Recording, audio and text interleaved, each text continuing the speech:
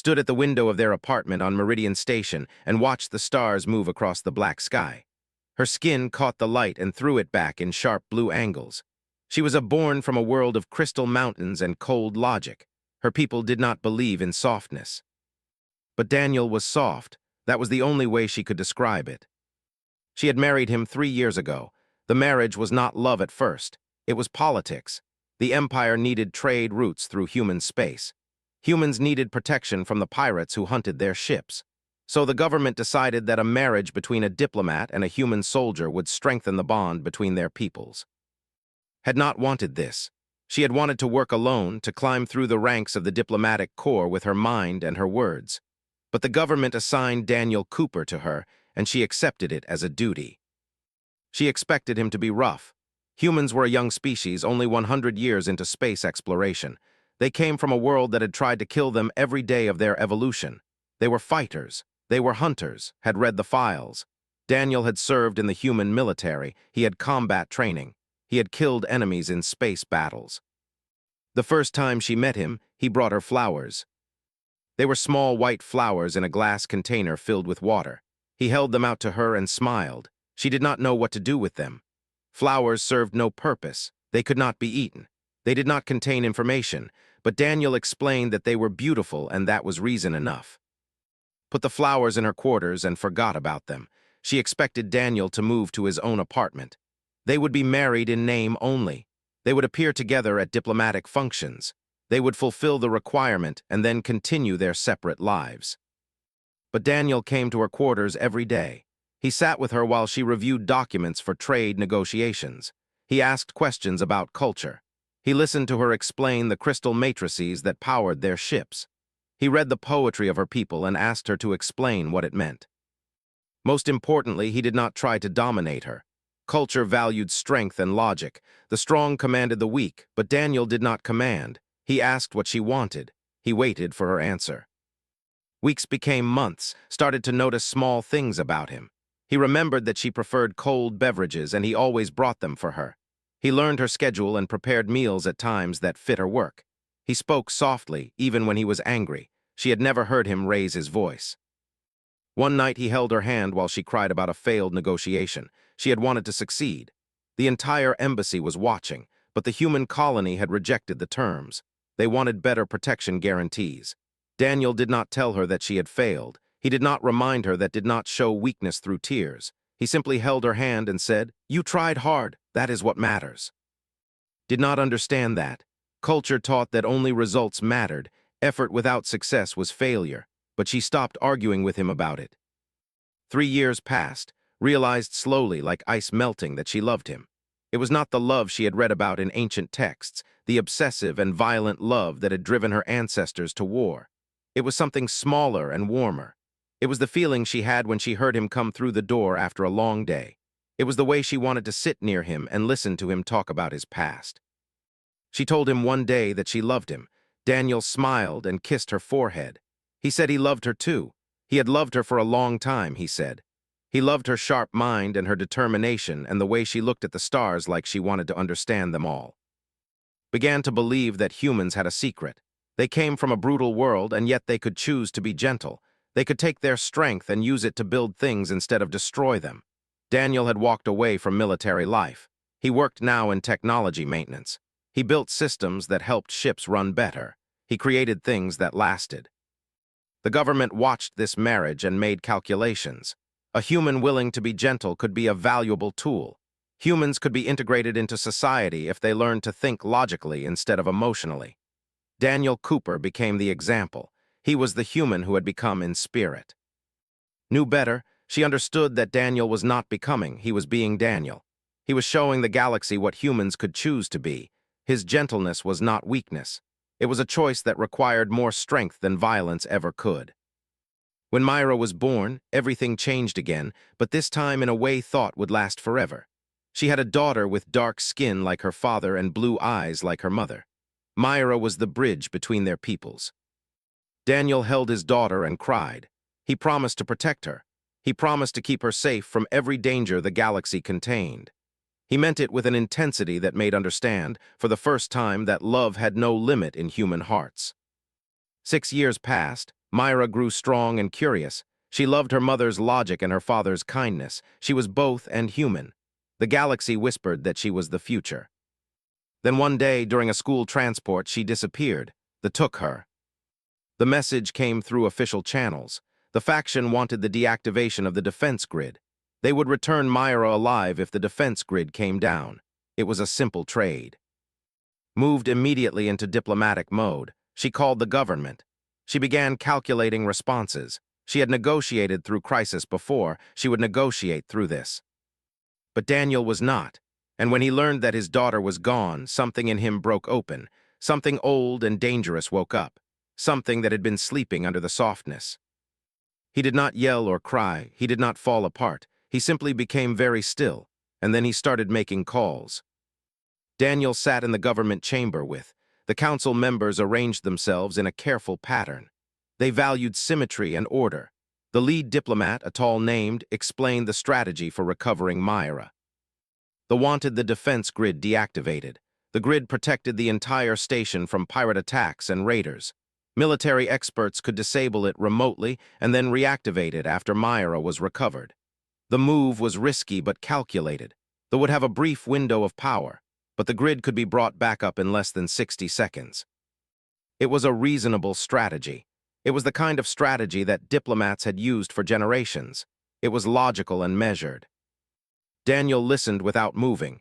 His hands lay flat on the table in front of him. He did not interrupt. He did not argue. He simply listened. When finished, Daniel asked a question. His voice was calm and quiet. He asked what happened to hostages when their captors had already lost the trade they wanted. Did not understand the question. Daniel explained. If they had the defense grid disabled and still possessed Myra, what would stop them from demanding more?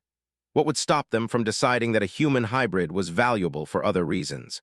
What would stop them from simply killing Myra and disappearing into the outer systems before anyone could reactivate the grid? Said that they were bound by the agreement. They would return her because they were bound by agreement. Daniel said that they did not operate on logic. They were not honorable. They were predators, and predators did not stop hunting because of agreements. They stopped hunting when the prey became too dangerous. The council dismissed his concerns. They had negotiated with the before. They understood behavior. They understood how to handle hostile species. Daniel was asked to stand down and let the professionals handle this. Daniel agreed. He said he would wait for the council's decision. He said nothing else. Knew her husband well enough to understand that his agreement meant nothing. She saw it in the way his jaw was set. She saw it in the coldness that had entered his eyes. She saw it in the absolute stillness of his body. That night in their quarters, she asked him what he was thinking. Daniel did not answer immediately. He stood at the window looking at Meridian Station stretched out below them. The lights of the city reflected off his face. Finally, he said that was right to believe in diplomacy in most situations. Diplomacy was how civilizations avoided destroying each other. But diplomacy only worked when both sides valued certain things the same way. They did not value agreement. They valued power. He said that hostages in captivity usually died within 96 hours. This was documented fact in human military records. They kept hostages for interrogation. Once the interrogation ended, the hostage had no value. And Myra would have no value to them once they got what they wanted. Asked what he intended to do, Daniel did not answer. He said only that he was going to sleep. Tomorrow he would see if the council's plan worked. But that night followed him. She watched as he left their quarters and went to a communications terminal in a maintenance section of the station. She watched as he used codes that she did not recognize to access secure human military networks. She watched as he contacted people he had not spoken to in 5 years. She watched as he spoke their language in a voice that was not the voice she knew. It was harder. It was sharper. It was the voice of a soldier. He told these people that he needed help. He told them where they were holding his daughter. He told them the layout of the settlement based on satellite imagery he had somehow obtained. He told them what resources he would need. His former commanding officer asked if this was official. Daniel said it was not. He said the government wanted to negotiate. He said he was acting against the government's wishes. He asked if his former commanding officer would help him anyway. There was a pause, then his commanding officer said yes. Retreated before Daniel could see her. She returned to their quarters and sat in the dark. She understood what this meant. Her husband had just decided to act alone. He had just committed himself to a path that the government would not support. He had just become a criminal in the eyes of the law. She wanted to stop him. She wanted to use her authority as a diplomat to prevent him from this dangerous course of action. But another part of her understood something that logic could not quite process. Daniel was right. The council's plan would fail. Myra would not survive the exchange, and Daniel would not survive the knowledge of that failure. So made her own choice. She did not stop him. She did not report him. She did not tell the council what she had seen. Instead, she went to the government records and she began to erase Daniel's digital footprint. She deleted the communications logs. She hid the access codes. She made it so that no one could track where he was going or what he was doing. If the government questioned Daniel later, there would be no evidence that he had prepared for this. She was betraying her own government. She was breaking her own laws. She was choosing her human husband and her human daughter over her own people's logic and order. But she was also a mother, and she understood that sometimes rules had to break for the people you loved. The next morning, Daniel prepared to leave. He packed simple things. He took emergency supplies and basic weapons. He did not say goodbye to. They both understood that there was nothing to say. But just before he left, he held her. He told her that he loved her more than his own life. He told her that he was sorry. He told her that when this was over, if he survived, he would explain everything to her. Held him and did not cry. Her people did not cry. But she understood in that moment that she had married a being with two natures. One nature was gentle and kind and loved softness and poetry. The other nature was the nature of a predator who had learned to hide its true form, and that predator was about to hunt. She watched Daniel leave their quarters. She watched him move through the station corridors with a purpose that transformed him into something different. He was no longer the man who cooked meals and held her hand. The settlement sat in the Obsidian Nebula, a region of space where sensor readings were unreliable and communication signals broke apart like ice. Daniel arrived in a small transport ship with two human soldiers named, and they had served with him in the military. They had seen combat. They understood what they were walking into. Daniel did not ask them to risk their lives. He told them the truth. He was going after his daughter. He was going to kill anyone who got in his way. He was not guaranteed to come back. He was not guaranteed to succeed. But he was going. And joined him anyway. That was what soldiers did. They stood with each other. The plan was simple because complicated plans failed. Humans had learned this through thousands of years of warfare. Simple plans could be adapted. Simple plans could survive first contact with reality. They would land the transport at the far edge of the settlement, in a section where did not usually patrol. They would move quietly through the structures and find where Myra was held. They would get her out. If they encountered resistance, they would eliminate that resistance. Daniel had spent 36 hours studying psychology and military doctrine. He had learned that were big and strong but not particularly fast. They relied on physical power and overwhelming numbers. They did not expect small teams to move through their bases. They were predictable, and predictable enemies were dead enemies. The three humans moved through the corridors of the settlement like ghosts. Daniel led. He had training that they could not match. He moved with the grace of a soldier who had learned to kill in darkness and silence. The first guard saw Daniel too late. Daniel was already moving. He struck the guard's throat with precise force. The went down without a sound. Daniel took the guard's weapon and moved forward. The second guard encountered, was younger and angrier than Daniel, had family too. He had a sister who had been taken by pirates when he was young. His family had paid ransom. His sister had been returned dead. Did not waste time. He was efficient and brutal. Handled the third and fourth guards. He was quiet about it. He understood that noise meant more guards would come. He worked without emotion, like a machine programmed for a single purpose. They moved deeper into the settlement. Daniel consulted the satellite map stored in his neural implant. The maps showed him where Myra should be, a lower level, a holding chamber, surrounded by guards. They encountered 8 more before they reached the chamber. 8 more guards stood between a father and his daughter. Daniel killed 4 of them, killed 2, killed 1. The final tried to run. Daniel let him go. One survivor would carry a message. One survivor would tell the other what had happened here. The message was this: humans were dangerous. They reached the holding chamber. A single guarded the door. He was massive, easily 2 meters tall. His skin was from old battles. He saw the 3 humans and smiled. The believed size meant victory. The believed that physical strength was the measure of all combat. They had never faced humans. Humans were small, but humans had learned to kill things bigger than themselves. Humans had hunted creatures that weighed 10 times what they did. Humans had learned to be efficient with their kills. Daniel approached the guard, the weighted, confident. Then Daniel was suddenly inside the guard's reach that tried to grab him. Daniel moved like water. He struck specific points on this body. He targeted the joints and the throat. He used his own weight against it. The fell opened the door to the chamber. Inside, sitting on a metal bench, was Myra. She was pale and thin. Her eyes were red from crying, but she was alive. Daniel crossed the chamber in 3 strides. He knelt in front of his daughter and looked at her. He did not speak. He could not speak.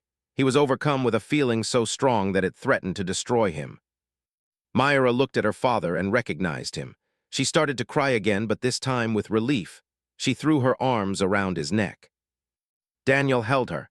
He held her like she was the only real thing in the universe. He held her like she was the reason he existed. Kept watch at the door, scanned the corridors for movement. Daniel whispered to Myra that everything was going to be okay. He whispered that he would never let anyone take her again. He whispered that they were going to go home. They moved back through the settlement with Myra in Daniel's arms. She was 6 years old and terrified. Daniel held her and moved like a soldier and did not let his fear show. They encountered 6 more on the way out. Daniel was no longer thinking like a human. He was thinking like a force of nature. He moved through like a storm. He was efficient and absolute. He did not hesitate. He did not feel mercy.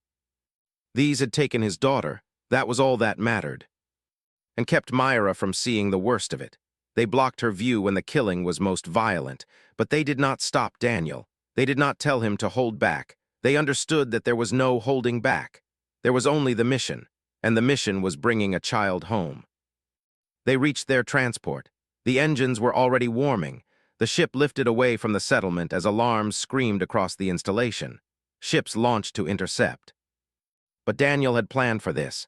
He had calculated the position of the transport and the speed of pursuit. Humans were good at calculations. Humans were good at mathematics and physics. Humans understood how to move through 3-dimensional space efficiently. The transport jumped to hyperspace just as the first weapons fired. The shot passed through empty space. The transport was already gone. Daniel held Myra in his lap as the ship moved through the strange light of hyperspace. He did not let her go. He held her through the entire journey back to Meridian Station. He held her and whispered stories to her about home. He held her and made her understand that she was safe now. And sat quietly. They did not speak about what they had done. They did not speak about the guards they had killed or the terror they had caused. They had completed their mission. They had brought a child home. When the transport docked at Meridian Station, Daniel still held Myra. He carried her through the corridors and toward his quarters. Government officials moved to intercept him, but Daniel ignored them. The government moved quickly to contain the situation. Daniel Cooper was a criminal. He had acted without authorization. He had stolen government resources. He had violated multiple laws. He needed to be arrested and prosecuted. Sat in the government chambers and listened to the charges being leveled against her husband. The council members spoke with cold logic. The law was the law. It could not bend for emotion or for the successful completion of a mission. If they allowed one human to act outside government authority, it would set a dangerous precedent. Understood their logic. She understood that they were right according to law, but she also understood that her people had something wrong with how they saw humans. She stood and asked for permission to speak. The council granted it. Explained what had happened. She explained that the government's plan was flawed. She explained that they would have killed Myra. She provided statistical evidence from human historical records. She provided data on how many hostages had been successfully recovered through negotiation with species like the success rate was 0%. She explained that Daniel had seen a future where his daughter died. He had chosen to prevent that future, even though it meant breaking the law. Said that humans operated on a different logic than humans had evolved on a world that tried to kill them. They had learned to value family above all other things. They had learned to sacrifice everything for the people they loved. This was not weakness. This was a different form of strength. She said that Daniel Cooper had shown the galaxy what humans were truly capable of. And the galaxy needed to understand that you did not threaten a human's child. The council listened. They considered her words, finally spoke. He said that while Daniel's actions were technically illegal, the outcome could not be. Myra had been successfully recovered. The settlement had been destroyed. A faction that had been raiding human colonies for years had been eliminated. He said that the government could prosecute Daniel, but doing so would create tension with the human government, and the human government would defend Daniel, and that would damage the alliance that had worked so hard to build. He said that sometimes the law had to bend for larger political realities. The charges against Daniel were dropped. Officially, he was cleared of all wrongdoing. Unofficially, everyone understood that the government was protecting a human who had proven that humans were more dangerous than anyone had realized. But Daniel's action had consequences that rippled through the galaxy. Other species began to recalculate their understanding of humanity. They retreated from human space. They decided that humans were too unpredictable and too dangerous to hunt. The empire, which had been expanding toward human territories, suddenly halted its expansion. They did not want to risk angering a species that would destroy entire settlements to rescue a single child. Other species began to wonder what else humans were capable of. If one human could destroy a settlement and kill dozens of soldiers, what could a human army do? Daniel returned to his life. He went back to his job in technology maintenance. He came home every night and cooked dinner for his family. He held his daughter and told her that she was brave and strong. He held his wife and apologized for the pain he had caused her. But something had changed in the relationship between Daniel and she saw him differently now. She saw the duality of what he was. She understood that gentleness and violence were not opposites in humans. They were two expressions of the same core. Humans could be gentle because they understood what they could do if they chose violence. One night asked Daniel what it had felt like to kill, what it had felt like to become something other than the man she married. Daniel did not answer immediately. They were sitting on the observation deck, looking out at Meridian Station and the stars beyond it. Myra was asleep in her bed, safe in their quarters. Finally, Daniel said that it had felt like coming home. He said that his true nature had always been there, underneath the gentleness. He said that he had buried it because deserved a gentle husband. Myra deserved a gentle father. The galaxy deserved to see humans as something more than killers. But when Myra was taken, that other part of him had woken up. That ancient, cold part of him that was descended from hunters and predators. That part of him that understood that sometimes the only solution was absolute force. He said that he had been terrified that he would not be able to turn that part of himself off again. He had been terrified that he would become the warrior permanently and lose the gentleness forever. But when he held Myra in that transport coming home, the warrior had receded. The father had come back, and he understood then that humans were not one or the other. Humans were both at the same time. Asked if he was still that warrior, if that dangerous thing was still inside him, waiting. Daniel said yes, it would always be there. But as long as Myra was safe, as long as his family was safe, he could keep it controlled. He could choose gentleness again. Reached out and took his hand. She said that she understood. She said that she loved him for what he was, all of what he was.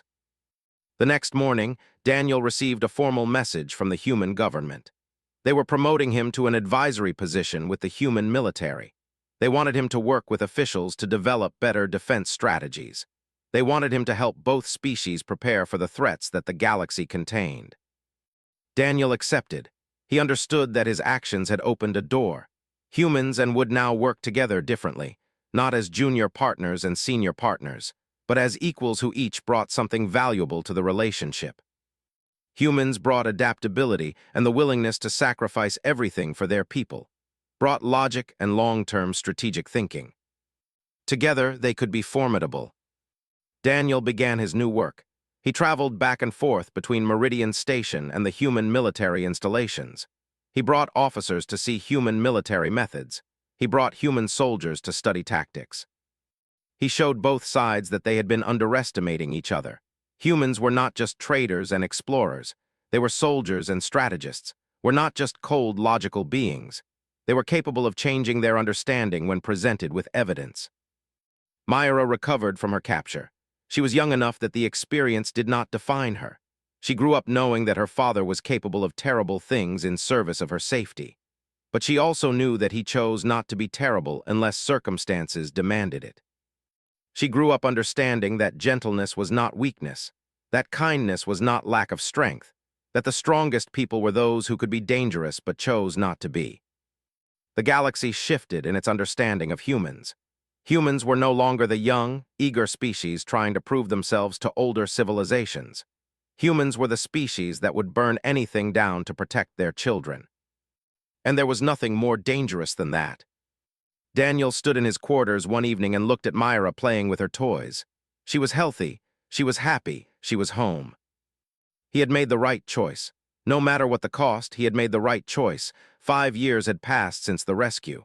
Meridian Station had become something different. It was no longer just a trading hub. It had become a symbol of what human and cooperation could achieve. The defense grid that had almost been surrendered was now one of the most advanced in the galaxy. Human engineers and scientists had worked together to create something that neither species could have built alone. The grid could detect threats that the older systems had missed. It could respond faster. It could protect better. Daniel Cooper stood in a command center and watched the defense grid respond to a simulated attack. Officers from both species worked side by side. Human officers handled tactical decisions.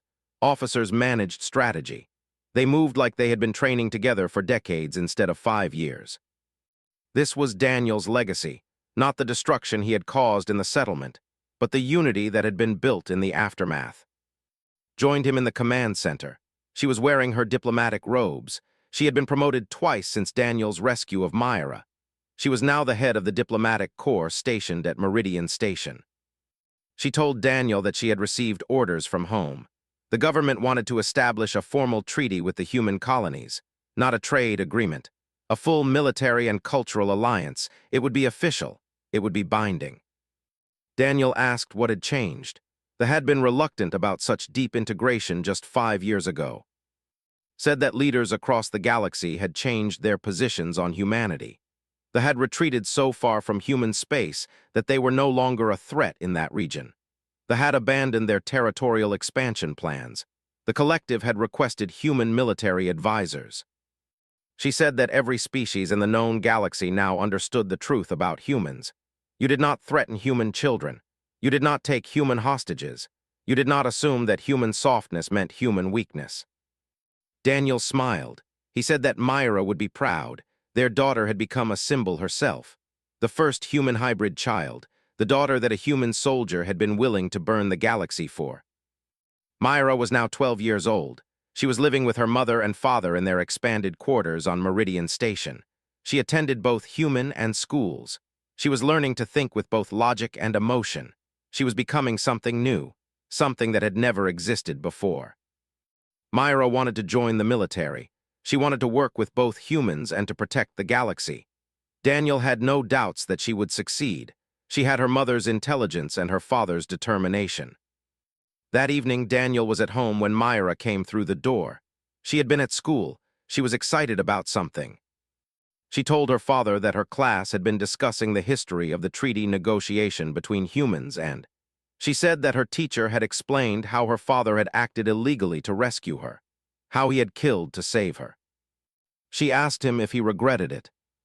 Daniel sat with this question. He thought about the man he had been before he met. He thought about the warrior that had always lived inside him. He thought about the choice to become gentle, and then the choice to become warrior again when it mattered. He told Myra that he did not regret saving her. He would do it again. He would do it 1,000 times if he had to. But he also told her that violence always had a cost. It changed people. It left marks. Not physical marks, but marks on the inside, marks on the soul. He told her that when he had killed to save her, he had felt something awaken in him that had been dormant since he was a young soldier. He had felt the cold part of himself become real and present. He told her that part of him would always be there now. He would always be capable of that kind of violence. But he had also learned to put that part of himself back to sleep. He had learned to choose gentleness again. He told Myra that she would have to make choices too. She would have to decide what kind of person she wanted to be. She could be a soldier. She could be a diplomat. She could be both. She could be something completely new. But whatever she chose, she needed to understand that violence and gentleness were tools. They were things you used when you needed them. They were not things that owned you unless you let them.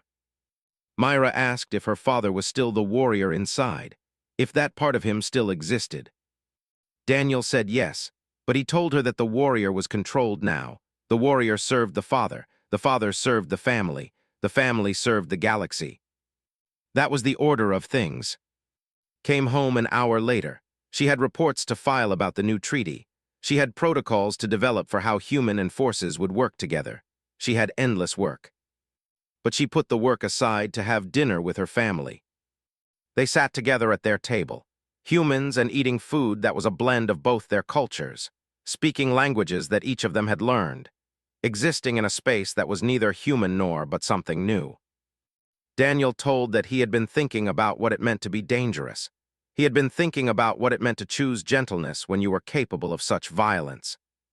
He said that humans had lived for thousands of years in a state of understanding. They understood that they were small and weak compared to many things, but they had learned to overcome that by being smart. They had learned to be persistent. They had learned to care deeply about their family and tribe. When they left Earth and went into space, they had brought that understanding with them. But they had also brought the warrior, the part of them that would do anything to protect what they loved. Said that her people had been wrong about humans. They had seen the traders and the explorers. They had not understood the soldiers and the parents. She said that every species in the galaxy had both things inside them, the capacity for violence and the capacity for gentleness. But humans seemed to understand this duality better than anyone else. Daniel said that humans understood it because they had lived with it for millions of years. On Earth, you had to be both gentle and fierce. You had to be gentle enough to form communities and raise children. But you had to be fierce enough to hunt and survive and protect your family from predators. Those two things existed together. They were not opposites. They were two sides of the same coin. That night after Myra went to bed, Daniel stood at the window and looked out at Meridian Station. Hundreds of ships moved through the docking bays, ships from a dozen different species, all of them working toward something new. Joined him at the window. She asked if Daniel was happy, if this life was what he wanted. Daniel said yes. He said that he had found something rare. He had found a way to be both things at the same time, both the warrior and the gentle man, both the father and the soldier. He said that he had learned that you did not have to choose one or the other. You could be both. You could be strong and kind. You could be dangerous and compassionate. He said that was what humans were. They were the balance. They were the bridge between logic and emotion, between warfare and peace, between self-preservation and sacrifice. Told him that she loved that about him. She loved that he could be dangerous when he needed to be. But she loved more that he had learned to choose gentleness, that he had taught his daughter that strength meant knowing when to use violence and when to use kindness. Daniel held his wife's hand. They stood together at the window and looked out at a galaxy that was learning what humans truly were. The message was simple and powerful. Humans would protect their children. Humans would burn anything down to save their family. Humans would cross any distance and face any enemy. But humans would also build communities. Humans would create beauty. Humans would choose kindness when they could. That was what made humans dangerous, not the violence, not the capability for warfare. It was that humans could do both. They could choose. And when they chose to protect something, they became unstoppable. The galaxy would have to learn to live with that truth. Daniel stood at the window and watched the stars. Their daughter slept safely in the next room, and in that moment everything felt right. The gentle human and the diplomat had created something new. They had created a family that bridged two worlds. They had created hope. And that hope would change the galaxy forever. And he would make it again. Met him at the door to their quarters. She saw her daughter alive and whole, and she understood that her husband had succeeded. She also understood that the man carrying their daughter was not the man who had left 2 days ago. Daniel had changed. Something in him had awakened and would never sleep again. He would return to being gentle and kind and soft. He would return to cooking and reading poetry and holding his wife's hand.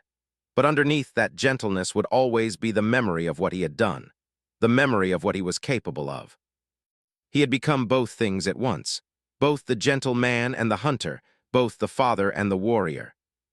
The galaxy would have to learn to respect both sides of what humans could be. He was a hunter, and he was going to get his daughter back. No matter what it cost.